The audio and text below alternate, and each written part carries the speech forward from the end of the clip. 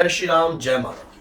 पितृ पक्ष में अपने पितृदेव को बल कैसे देना है, मलिनता कैसे धोनी है उनकी, मां की पूजा मात्र से मैं आज आपको इस वीडियो में बताऊंगा। अगर पितृ पक्ष के दौरान अगर आप कुछ ऐसे कार्य करने लग जाते हो अपने घर के अंदर, तो आपके पितृ के ऊपर से जो मलिनता है वो भी धुलती है और साथ में शुद्धि का प्रकाश उन्हें प्राप्त होता है, रोशनी की किरण उन्हें प्राप्त होती है। अपनी कुल देवी का ध्यान कर कर आप बहुत सारे कार्य ऐसे कर सकते हो।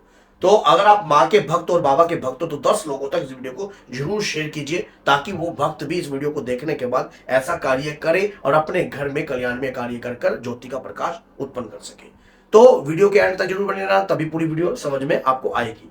देखिए, जब कभी भी हम माँ का नाम लेते हैं, उनका प्रकाश, उनकी कृपा तो प्राप्त होती है। और गोस्वामी तुलसीदास जी ने भी इस बात का उल्लेखन किया है कि कलयुग केवल नाम आधारा, सुमर सुमर नर उतरे पारा। कलयुग में नाम का प्रताप बड़ा भारी है, चाहे राधा राम का हो, चाहे श्री कृष्ण भगवान का हो, चाहे सिया राम का हो, या हनुमान जी का हो, या फिर मां दुर्गा का हो। अगर आज इस नाम के प्रभाव से आपके घर में रहने वाली नेगेटिविटी शुद्ध हो सकती है। किस प्रकार से?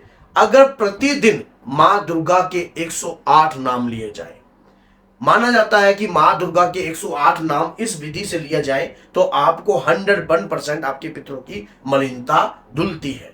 कैसे आपको करना है, किस प्रकार से करना है, सारी जानकारी आपको प्राप्त हो रही है। आपने दुर्बा लेनी है, दुर्बा जो घास होती है दुर्बा, उसके ऊपर आपने उसे एक छड़ी के हिसाब से बनाना है, छींटे के हिसाब से, ताकि उससे छींटे उत्पन्न हो सके घर में। तो क्या होता है कि उस दुर्बा को एक जल के पात्र में जल भरकर उस दुर्बा को उसमें डाल दीजिए। जिस प्रकार से आपने देखा होगा कभी अर्थी के आगे हम ऐसे दुर्बा से छींटे लगाते जाते हैं, जो घर का जो दाह संस्कार कराता है वही व्यक्ति, इस प्रकार का आपने बनाना है। तो उस दौरान जो है एक कपूर पर आपने कपूर रखना है, उसके ऊपर थोड़े से अपना तिल रखने हैं सफेद, और थोड़े अक्षत रखने हैं, और वो रखकर आपने कपूर को प्रज्वलित कर देना है और प्रार्थना करनी है कि मेरे घर में रहने वाला कोई भी पितर हो, चाहे वो प्रेत योनि का हो, चाहे वो किसी भी प्रकार की चंडाल योनि में हो, या उस पितर के ऊपर किसी भी प्रकार की मालूम मलिनता हो, तो इस दीप मात्र से उसके प्रकाश मात्र से उसे शुद्धि प्राप्त हो। हे जगत जननी मां भवानी अंबिके, मेरी आपसे यह विनय प्रार्थना है। मां के 108 नाम आपने जाप करने हैं इस दीपक के साथ, और उस दौरान वो जल का पात्र के साथ वो दुर्बा जो है डूबी हुई होनी चाहिए।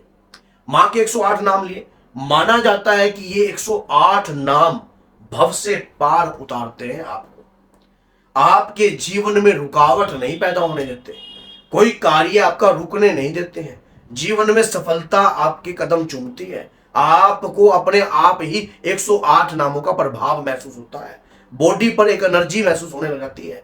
और जब आप 108 नाम लोगे तो आपका शरीर जो है आगे पीछे हिलने लग जाएगा। नोट कर लेना आप, अपने आप ही आपका शरीर जो है आगे पीछे ऐसे हिलेगा। शरीर के ऊपर ऊर्जा आने लग जाती है। अगर घर की कोई शुद्धिकरण शक्ति भी है, मान लीजिए आपके घर में माँ दुर्गा का कोई अंश है, या माँ दुर्गा की कोई शक्ति आपके घर में वास कर रही है, कुल की देवी के रूप में वास कर रही है, कुल की देवी की शक्ति वास कर रही है, तो शरीर पर जब कहते हैं कि कुल की देवी प्रसन्न हो जाती है, तो आपके पितर अपने आप ही मलिनता से मुक्त हो जाते हैं। और क्योंकि हमारे कुछ दोष कुल की देवी के कारण लगते हैं, अगर हम कुल की देवी को मानना बंद कर देते हैं, या उनके दीप या ज्योति या उनके पाठ पूजा हम अपने घर में बंद कर देते हैं, तो जिसके कारण अपने पितरों के ऊपर भी मलिनता चढ़ती है और पितर हमारे बंधन में आ जाते हैं अपने आप। अगर कुल की देवी प्रसन्न होती है तो पितर अपने आप ही बंधनों से मुक्त होने लगते हैं, क्योंकि परिवार के अंदर आज से 2 या 3 पीढ़ियों पहले भी किसी ने पूजा करी होगी। तो उसी प्रकार से आप अपने घर के अंदर जब पितरों का जाप करते हो, इस प्रकार से आप माँ दुर्गा के मंत्रों का जाप करते हो, 108 जो मन के है ना, ये आप माला ले सकते हो, रुद्राक्ष की, आप ओनेक्स की माला ले सकते हो, मूंगे की माला ले सकते हो, या उसके दौरान जो है आप एक नॉर्मल माला भी ले सकते हो, तुलसी की माला भी ले सकते हो।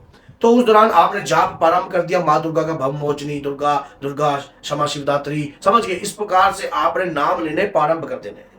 उसके दौरान जैसे ही आपने नाम लिया, बीच में अष्टमी आएगी, बीच में अष्टमी आती है, नवमी आती है, चौदस आती है, अभी ये जो है अनंत चौदस भी आएगी, तो उस दिन भी आप ये कार्य उस दिन से भी प्रारंभ कर सकते हो। अपने घर के अंदर आप उस दिन थोड़ा सा हवन कीजिए। हवन के अंदर तिल, जो कि रात को दूध में भिगो कर रखने हैं, नहीं, 2-3 चावल, अक्षत लेने हैं, दूध में भिगो कर रख देने हैं, इतना ही दूध में हो कि वो थोड़े थोड़े गिलगिले से रहे, और सारी रात आपके चलाने। उसमें तिल डाल दीजिए, तिल जो है सूखे होने चाहिए, तिल की मात्रा ज्यादा होनी चाहिए, और उसको आप बना लीजिए, थोड़ा सा ना चिपचिपाट जैसे बन जाएंगे वो। उसके अंदर जो है आपने ये डालकर सफेद चंदन डाल दीजिए, थोड़ा सा उसी के अंदर सफेद चंदन पंसारी से आपको उपलब्ध हो जाएगा।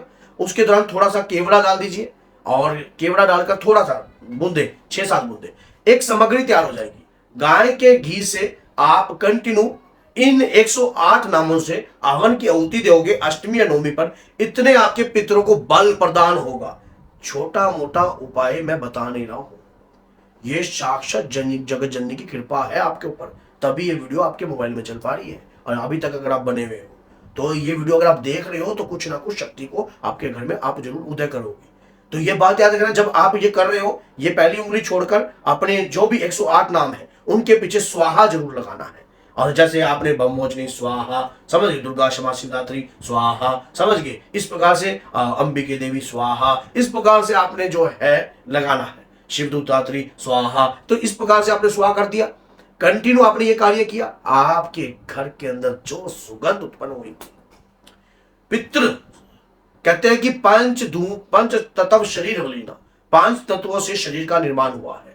पितृ धुएं के माध्यम से आपकी जब वो हवन की आहुति को ग्रहण करेंगे, क्या बात है, मजा आ जाएगा आपको, मजा आएगा। आपके पितृ शुद्ध हो जाएंगे, आपके घर पितरों की मलिनता दूर होगी, क्योंकि मां दुर्गा के नाम ही काफी है। कहता है कि एक नाम होता है ना शक्ति का, प्रकाश में नाम होता है, अकेला नाम ही काफी है मां का। मां का 2 अक्षरों का नाम है ना, बड़ा पावरफुल है। एक ही अक्षर का तो नाम है, 2 अक्षर का तो नाम जी का है, एक ही अक्षर का नाम है मां। ये मां की टक्कर कोई ले नहीं पाया ना, तभी तो एक अक्षर का नाम है मां। अब आप सोच के देखिए कि मां आपके पितरों को शुद्ध करती है, मां आपके पितरों को बल देगी, मां आपके पितरों को मलिनता से दूर करेगी, लेकिन करेगी किसका? जिसके हृदय में मां के प्रति भाव होंगे। अगर आप इस उपाय को भाव रखकर करोगे तो इस बार के जो नवरात्रि है उसमें आपके पितरों के आपको दर्शन भी हो जाएंगे।